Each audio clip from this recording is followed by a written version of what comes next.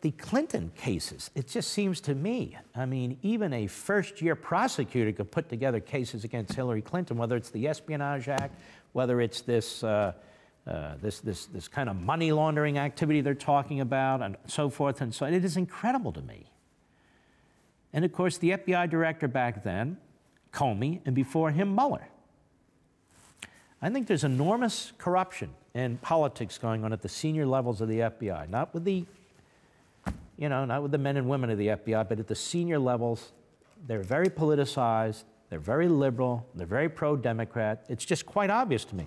Comey also originally concluded that it was, quote, reasonably likely, unquote, that Clinton's non-secure private server was accessed or hacked by hostile actors, though there was no evidence to prove it.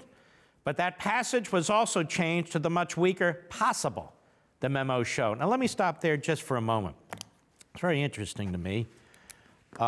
If the Russians were so aggressive and effective at tapping into the DNC database and trying to tap into the RNC database, tapping into various state election databases, do you think they had a problem tapping into Hillary Clinton's private server that was unsecured?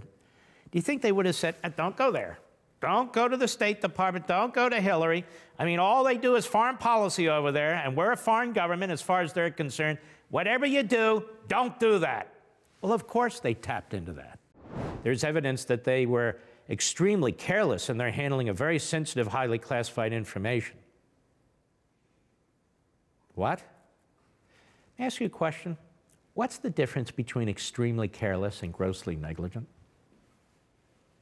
Why were they so concerned about using the term grossly negligent? Because it's in the statute. See what they crossed out?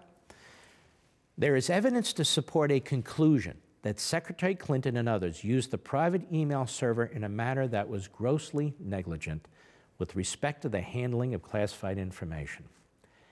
If that was their conclusion, then their conclusion is she committed a felony. To tolerate the kind of abusive activity, the kind of political, partisan investigations that James Comey oversaw, and I bet Robert Mueller too, is a disgrace. And it undermines the integrity of the FBI, and it undermines the thousands of loyal, patriotic, wonderful FBI agents out there who are doing their job each day, tracking down real criminals and real crime, and by the way, real terrorists too.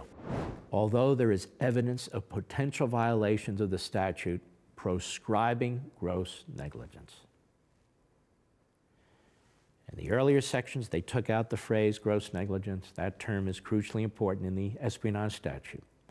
And here they took out not only the phrase, the term, but they took out what then the FBI director had thought, even before he interviewed her, even before they had all the significant evidence, that there was evidence of potential violations where she was grossly negligent. They took it out. For more, sign up for Levin TV.